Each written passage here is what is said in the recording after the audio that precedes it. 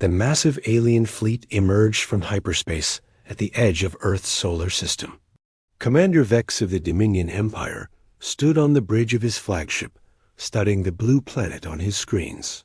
For 3,000 years, the Dominion had ruled over 200 star systems. No species had ever resisted their might. Such a primitive world, Vex said to his lieutenant Krell. Their technology is barely space-worthy. They still use chemical rockets and nuclear weapons. The Dominion fleet consisted of 500 warships, each one capable of destroying entire continents. Their shields could withstand the explosion of a small star. Their weapons had turned mighty civilizations to dust. Send the standard message, Vex ordered. The transmission reached Earth within minutes. Every screen, every device capable of receiving signals displayed the same message. People of Earth, you have 12 hours to surrender. The Dominion Empire claims your world. Resistance will result in extinction. At the United Nations headquarters in New York, President Wilson gathered with world leaders through secure video links. The military advisors looked grim. Earth's entire space force consisted of 50 patrol ships and 3 battle cruisers. Toys compared to what they faced. We cannot win a direct fight, General Adams said. Their technology is centuries ahead. Then we don't fight directly, Wilson replied. We fight the human way. Unknown to the aliens, humanity had been preparing for this day since they first detected alien signals decades ago. Not with bigger guns or stronger shields, but with something else entirely. Deep in underground bunkers, scientists had worked on Project Override, humanity's secret weapon. The aliens expected fear. They expected panic. What they got was silence. 6 hours passed. No surrender came. They are foolish, Krell said. Should we begin the attack? Wait, Vex commanded. Let them see our power first. Target their moon. A demonstration will break their spirit. A single Dominion cruiser fired its main weapon. The beam of energy could have split a mountain. It struck the moon's surface, creating a crater visible from Earth. The message was clear: surrender or face destruction. Still, Earth remained silent dot in hidden facilities across the planet. Humans worked frantically, not building weapons or shields, but writing code. Millions of lines of code. Earth's greatest hackers, programmers, and cyber warfare specialists had united for one purpose. The alien systems use quantum entanglement for communication, Dr. Jones explained to President Wilson. But they made one mistake. They connected to our networks to send their message. That connection goes both ways. The Dominion had conquered worlds with advanced technology, but they had never faced a species that had grown up with computers, that had children who could code before they could write, that had turned information warfare into an art form. Sir, a technician called out, we have access. Their firewalls are strong, but they single quotes predictable, like they've never faced a real cyber attack. Wilson nodded. How long do you need? 3 more hours. Above Earth, Vex grew impatient. These humans show no respect. Prepare all weapons. We will teach them the cost of defiance. The Dominion fleet moved into attack formation. 500 ships aligned their weapons toward Earth. Each ship's computer calculated firing solutions, synchronized through their quantum network. It was meant to be perfect coordination. But deep in Earth's cyber warfare center, a young programmer named Tom hit enter on his keyboard. Virus uploaded, he announced. It's spreading through their network. They won't notice until it's too late. The virus was elegant in its simplicity. It didn't try to shut down the alien systems. That would be detected immediately. Instead, it made tiny changes. A decimal point moved here. A calculation reversed there. Targeting coordinates shifted by just a fraction. 11 hours and 50 minutes have passed, Krell announced. Shall we proceed? Vex stood from his command chair. Yes, show these primitives the price of defying the Dominion. All ships fire on my command. Below on Earth, President Wilson watched the countdown timer. 10 seconds until the virus activated. 9, 8. May God help us all, Wilson whispered in. Space. Commander Vex raised his hand. Fire. 500 ships fired simultaneously. The space around Earth lit up with devastating energy beams, each one capable of turning cities to ash. But something was wrong. The beams weren't hitting Earth. They were hitting each other's ships. What's happening? Vex screamed as his fleet tore itself apart, their own weapons turned against them by humanity's invisible hand. Commander Vex gripped his command chair as his flagship shook violently. Outside the viewports, the impossible was happening. Dominion ships were firing on each other. Their perfect formation had become a chaotic storm of destruction. Systems failing. Krell shouted over the alarms. Navigation is reversed. Command left, we go right. Switch to manual controls. Vex ordered. I can't. The computer won't release control. On Earth, the Cyber Warfare Center erupted in controlled excitement. Tom watched his screens as the virus spread through the alien fleet like wildfire. It's working better than we hoped, he reported. Their systems are so interconnected that the virus is jumping between ships faster than they can isolate it. Dr. Jones studied the data flowing across her monitor. Their technology is advanced, but their security is ancient. It's like they never imagined someone would attack them this way. President Wilson stood behind them, watching the tactical display. Red dots representing alien ships were blinking out one by one. How many have we disabled? 40 ships completely dark. Another 100 have lost primary systems, General Adams reported. But we need to act now while they're confused. Launch Operation Swarm, Wilson commanded from hidden silos across Earth. Thousands of missiles launched. Not nuclear weapons. Those would be useless against alien shields. These missiles carried something far more dangerous. Electromagnetic. Pulse generators and transmitter arrays loaded with new viruses. Captain Harris sat in the cockpit of humanity's newest spacecraft, the Liberty. It was a hybrid human engineering combined with technology reverse engineered from crashed alien probes. His fleet of 50 ships was tiny, but they had one advantage. They were unpredictable. All ships, this is Harris. Remember, we're not. Trying to win a slugging match. Hit and run. Make them chase shadows. The human fleet scattered in different directions, each ship broadcasting false signals that made it appear as 10 ships on alien sensors. The virus had corrupted the Dominion's ability to distinguish real from fake. On the Dominion flagship, Vex watched his tactical display in horror. There are 500 human ships approaching. Where did they come from? Sir, that's impossible, Krell said, trying to clear the sensors. Their planet only had 50 ships. Then explain what I'm seeing. The EMP missiles reached the alien fleet.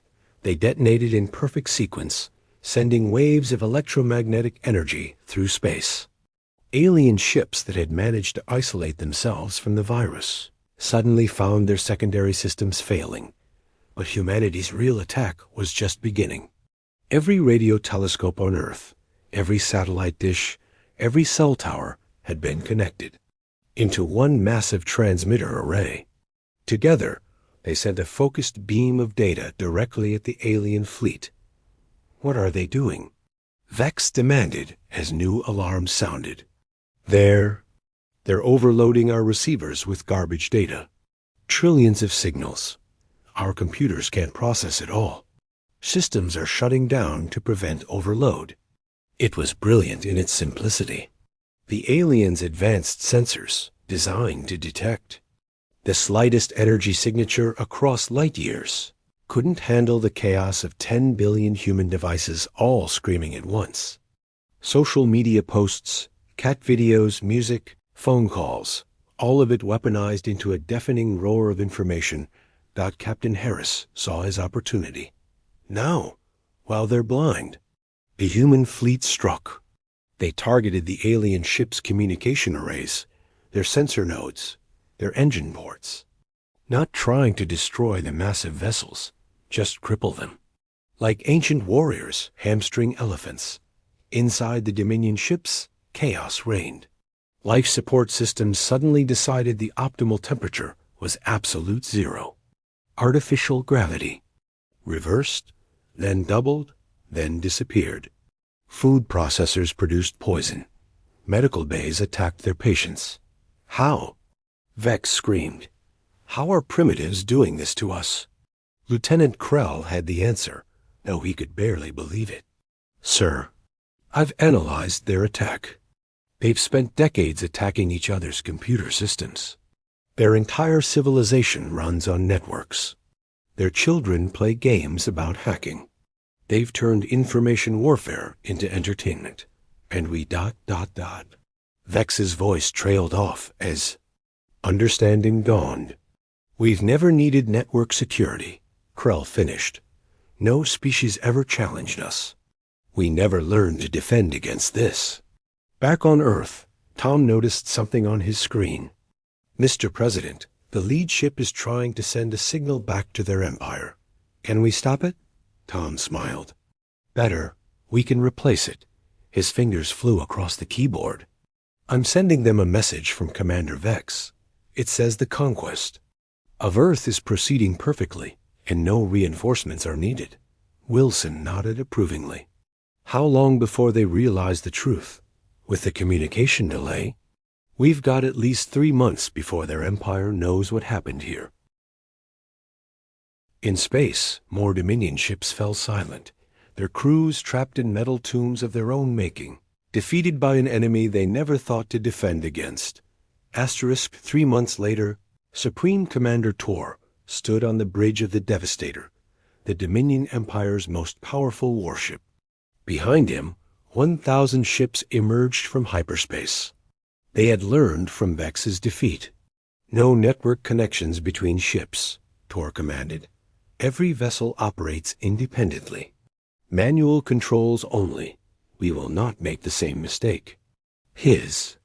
Lieutenant Rax nodded. The humans were clever, but tricks only work once. On Earth, alarms sounded in every military facility. President Wilson rushed to the command center, where General Adams was studying the displays. How many? Wilson asked. 1,000 ships, sir. They're staying dispersed. No electronic communications between them. They're using light signals. Ancient, but effective. Dr. Jones looked up from her terminal. Our virus won't work this time. They've completely isolated their systems. Wilson turned to his advisors. Then we moved to Phase 2. Activate Project Mirror. In orbit around Earth, 10,000 satellites that had been launched over the past 2 decades suddenly came alive. Each one looked like a simple communication satellite. But hidden inside was humanity's second secret. Metamaterial panels that could reflect and amplify energy. Supreme Commander Tor studied Earth through his viewport. Such a small world to cause such trouble. Begin the attack. Pattern Delta. No ship fires from the same position twice. The first wave of Dominion ships fired. Beams of destruction raced toward Earth. Then something impossible happened. The beams hit invisible mirrors in space and bounced back, twice as powerful as before. Shields up, Tor shouted, but it was too late for 12 ships. Their own weapons, amplified and returned, tore through their hulls. They're using our energy against us, Rax reported. The satellites, they're not just communication relays. Destroy them first, Tor ordered. But as the Dominion ships targeted the satellites, Earth revealed another surprise. From hidden facilities, clouds of silver dust launched into space. Not dust, nanobots. Billions of microscopic robots, each one programmed with a simple task: find metal and eat, The cloud spread through space like a living thing. When it touched Dominion ships, it began consuming their hulls. The advanced alien armor, designed to withstand plasma and radiation, was just metal to the hungry swarm. They're eating through Deck 7. A Dominion officer reported from the battleship Crusher. Seal the section. His captain ordered. I can't. The door mechanisms are gone. The nanobots ate them. On Earth, a young scientist named Amy monitored the swarm's progress. Mr. President, the nanobots are performing better than expected. The alien hulls use a titanium variant. Our little friends love titanium. Wilson watched the tactical display. How long before they adapt? They're trying different frequencies to disrupt the bots, but we programmed them with evolutionary algorithms. They're adapting faster than the aliens can counter them. In space, Supreme Commander Tor made a desperate decision. All ships, activate. Plasma fields. Burn everything within 10 meters of our hulls. The Dominion fleet lit up like small stars, burning away the nanobots, but also consuming massive amounts of energy. It was exactly what Earth had planned. Captain Harris, now commanding a fleet of 200 ships built in the past 3 months, gave the order. Their energy depleted. Attack now. The human ships weren't pretty. They were ugly, improvised things. Cargo vessels with weapons strapped on. Passenger ships converted to fighters. But they had one advantage. Humans had been building them while studying captured Dominion technology. Fire the disruptors, Harris commanded. The human fleet fired weapons that the Dominion didn't recognize. Not lasers or plasma, but focused gravitational waves that bypassed shields entirely. The aliens had never encountered them because no other species had been desperate enough to weaponize gravity itself. Dominion ships began imploding, crushed by their own mass as the gravitational weapons twisted space around them. Supreme Commander Tor watched his fleet being torn apart by primitives who shouldn't even have space travel. How are they doing this? Rax had been studying the human attacks. Sir, they're not following any known military doctrine. Each ship is doing something different. It's chaos, but organized chaos. That makes no sense to us, but they seem to thrive in it. On Earth, Wilson received a message from the International Space Station. Commander Brown, an astronaut who'd been in space when the invasion began, had spent 3 months studying captured alien technology. Mr. President, I've found something. The Dominion quantum communicator. I figured out how to access their entire network. Every ship, every base, every colony in their empire. Wilson felt his heart race. Can we send our virus through it? Better. We can send everything. Every virus, every worm, every piece of malware humanity ever created. All at once. Wilson looked at his advisors. They all nodded. Do it, he ordered. Let's end this war. Commander Brown floated in the International Space Station, his fingers poised over the keyboard, connected to the captured Dominion quantum communicator. Initiating broadcast now, he said. On Earth, every computer expert watched their screens. Tom had compiled humanity's digital arsenal. 30 years of viruses, worms, Trojans, and malware. Everything from simple pranks made by teenagers to military-grade cyber weapons. Sending package, Brown announced. 3. 2.1. Mark. The quantum communicator hummed to life. In an instant, the data package traveled faster than light to every corner of the Dominion Empire. Every ship, every space station, every planetary defense system received humanity's gift simultaneously. On the Dominion homeworld, Administrator Zack was reviewing production reports when every screen in the command center went black. Then a simple message appeared. Your empire built on oppression ends today. Love, Earth. Chaos erupted across the galaxy. On the slave world of Kepler 5, the Dominion overseers suddenly found their control collars deactivated. The oppressed workers, after centuries of servitude, looked at their masters with new eyes. "The inhibitor fields are down," someone shouted. "We're free." On a mining station in the Vega system, automated defenses turned on their Dominion operators. On agricultural worlds, the weather control systems created massive storms over Dominion facilities while leaving slave settlements untouched. Back at Earth, Supreme Commander Tor watched his remaining fleet fall apart. Ships were randomly jumping to hyperspace. Others were venting atmosphere. Some were broadcasting entertainment programs from Earth on all channels. "Sir?" Rax called out. "I'm receiving reports from across the Empire. Every system is failing. Rebellions on 40 worlds. Our garrison fleets are paralyzed." Tor couldn't believe it. 3,000 years of empire, destroyed by one primitive world? On Earth, President Wilson received a transmission. It wasn't from the Dominion. The face on the screen was reptilian, with kind eyes. "I am Speaker Vol of the Serpent Worlds. We have been slaves of the Dominion for 800 years. Your virus has freed us. How can we help?" More transmissions followed. The Centauri Collective, the Binary Brotherhood, the Crystal Mines of Vega. Dozens of species, all thanking Earth, all offering aid. Dr. Jones turned to Wilson.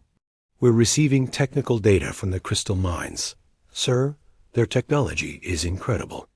They're sending us designs for antimatter, reactors, teleportation systems, medical devices that can cure any disease. Why didn't they use these against the Dominion?" Wilson asked. "They couldn't. The Dominion's control systems prevented them from even thinking about resistance. But our virus broke those systems." General Adams studied the tactical display. "Mr. President, we have 300 alien ships entering our system." "Dominion. Reinforcements?" "No, sir. They're identifying as Liberation Fleet. Former slave species coming to help us." In space, Supreme Commander Tor faced a terrible decision. His fleet was down to 200 functional ships. The Empire was collapsing. But he still had one option, the Omega Protocol. "Rax, prepare the singularity weapon," Tor commanded. "Sir, that will destroy Earth's entire solar system. It's genocide. They destroyed our empire. They must pay." The Devastator's main weapon began charging. It would create an artificial black hole, consuming everything within a light year. Earth, its sun, every human, all would die. On Earth, sensors detected the energy buildup. "They're preparing something massive," Amy reported. "Energy readings are off the scale." Wilson stood firm. "Can we stop it?" "Not with conventional weapons." But ... Tom looked up from his screen. "The Liberation Fleet. They're moving to intercept." 300 ships from different species formed a wall between the Dominion fleet and Earth. Speaker Vol's voice came through the communication system. "Supreme Commander Tor, for centuries you enslaved us. But these humans showed us mercy. Was possible. They could have destroyed your worlds, but they chose to free us instead. Stand down." "Never," Tor screamed. "Fire the singularity weapon." But nothing happened. On his screen, a message appeared. "Nice try. Love, Tom from Earth." The virus had reached even the Omega Protocol. But more than that, Tor's own crew was refusing orders. They had seen Earth-spared Dominion colonies, only disabling weapons while leaving life support intact. They had seen former enemies working together. "Sir," Rax said quietly, "it's over. Earth won not through destruction, but by showing the galaxy a better way." Tor looked at his displays. His empire was gone, but Earth wasn't conquering it. They were freeing it. Every species was being given choice for the first time in millennia. "How?" Tor asked. How did primitives destroy the greatest empire in the galaxy? From Earth, Wilson opened a channel. You made one mistake, Supreme Commander. You thought power came from weapons and fear. But real power comes from unity, creativity, and hope. We didn't destroy your empire. We just showed the galaxy it didn't have to exist. 6 months had passed since the battle. Earth's skyline had changed. Alien architecture mixed with human buildings. Ships from 50 different species filled the orbital docks. The planet that had stood alone now hosted the first Galactic Council. President Wilson walked into the council chamber alongside Speaker Val, who had become a close friend. The room held representatives from every freed species. At the defendants' table sat former Supreme Commander Tor and Commander Vex, awaiting judgment. The council will come to order, Wilson announced. The room fell silent. We're here to decide the fate of the Dominion leadership. A representative from the Mantis Confederation stood. They enslaved us for 1,000 years. They deserve death. Murmurs of agreement rippled through the chamber. But then a young human girl walked to the podium. It was Amy, the scientist who had developed the nanobots. May I speak? She asked. Wilson nodded. 6 months ago, we could have destroyed every Dominion world. Our virus gave us that power, but we chose differently. Why? Because destruction is easy. Building is hard. If we execute them, we become them. She turned to Tor. You ruled through fear. We'll lead through hope. Your sentence is not death, but education. You'll work alongside the species you enslaved. You'll help rebuild what you destroyed. You'll learn what you never understood. That diversity makes us stronger. Tor stood slowly. You would show us mercy? After everything? Not mercy, Wilson said. Opportunity. The chance to be better. That's what makes us human. We believe anyone can change. The council voted. It was unanimous. The Dominion leaders would live, work, and learn. Later, in Earth's new technological center, Tom worked alongside Krell, Vex's former lieutenant. They were designing a new network, one that would connect every world but remain secure. Your coding is chaotic, Krell observed. No pattern, no logic, Tom grinned. That's the point. Perfect patterns can be predicted. Chaos can't. Watch this. He wrote a program that seemed random, but produced perfect results. Impossible, Krell said. How does disorder create order? Welcome to human thinking. We call it organized chaos. Want to learn? Krell nodded eagerly. Across Earth, similar scenes played out. Alien scientists learned human creativity. Human artists studied alien mathematics. Children of both species played together, inventing games that required tentacles and fingers, multiple eyes, and single vision. The transformation was remarkable.